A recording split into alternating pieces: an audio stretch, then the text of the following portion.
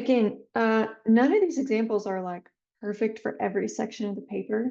I want you to use these strategically for like what I think each of them best represents. So MM here, let's pretend it may not be like the best source overall, but I want you to emulate their method.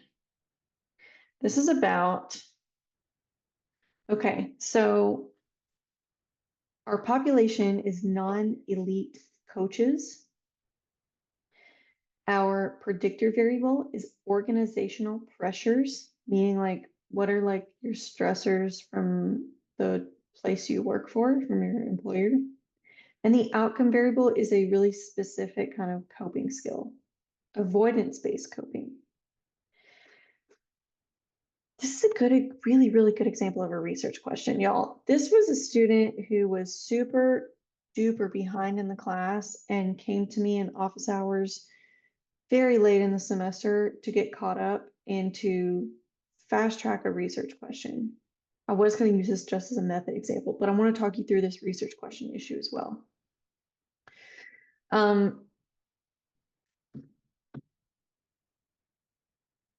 They were just like, I'm interested in coaches and like emotions and stuff. Maybe like how it's stressful. So I did some lit searching with them and helped them find out that there's a lot of research already about elite coaches, like at the Olympic level, like the professional sport level. So immediately I was like, here's how we can make your study unique, right? Let's look at non-elite coaches. What if you're just like a high school basketball coach? This person did coach, I think, some K through 12, some kids in some sport. I don't even remember. So it's relevant to them. And they were interested in like stress. And so we looked at some research articles about the kind of stress that coaches face. There's a lot of different sources. And so part of how you can make your study unique is if you focus on one specific aspect of that. And so they settled on organizational pressures. There were lots of other pressures though that come from like from yourself, from the kids' parents, or like a bunch of things, right? But they were interested in the ones like from the school you work for. And then their outcome variable, they still were like, I don't know, something about how you manage stress. And I said, okay, let's read about coping because there's a lot of different kinds of coping strategies and skills. And then you pick your favorite or the one that there's not much research on.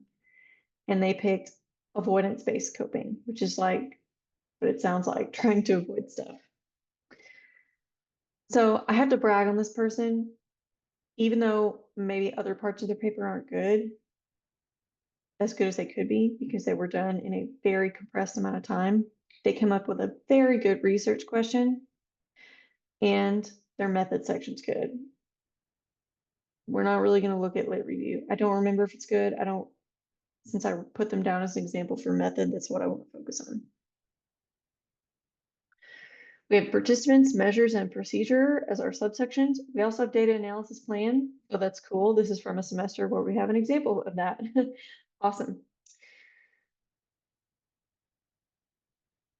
They have a lot of participants, going to be diverse. Y'all actually already wrote method section and I had like videos about how to do it and stuff. So you should go back and look at that.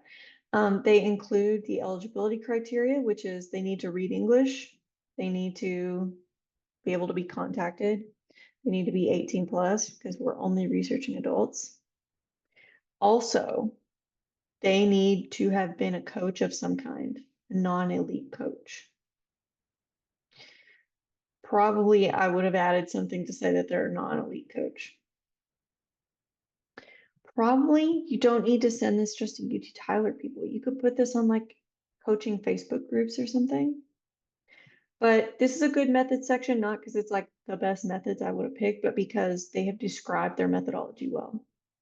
Here's what they're going to do. Make sure it gets sent out to the whole UT Tyler family. And it's going to go through Sona where you can get extra credit. Everybody else who's not getting it through Sona can get some gift card. Measures is good because we're describing what we're measuring, their organizational pressures, and how much they use these avoidance-focused coping strategies. They're both continuous variables. Because of that, actually, sorry, I was skipping ahead to data analysis in my mind.